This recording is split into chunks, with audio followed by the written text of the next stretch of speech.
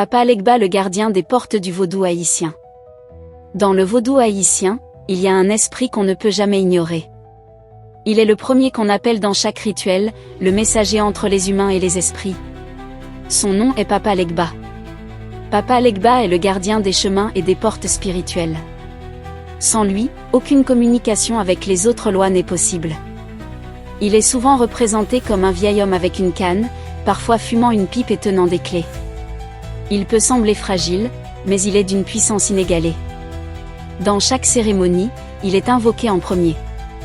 On lui offre du rhum, du café, et parfois du tabac pour qu'il ouvre les portes entre le monde des vivants et celui des esprits.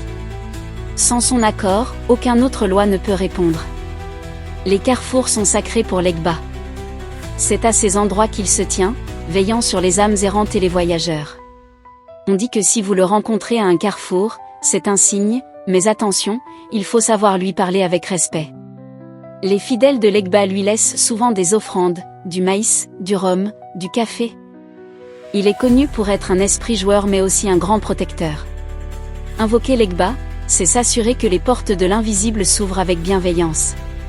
Papa Legba dépasse la tradition haïtienne. On le retrouve dans la culture populaire, parfois déformé, parfois respecté. Mais une chose est sûre, son influence est toujours présente.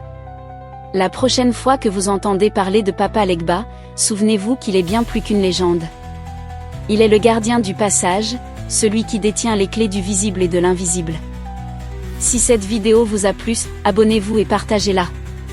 Laissez un commentaire si vous avez déjà entendu parler de Papa Legba. À bientôt pour d'autres histoires du vaudou haïtien.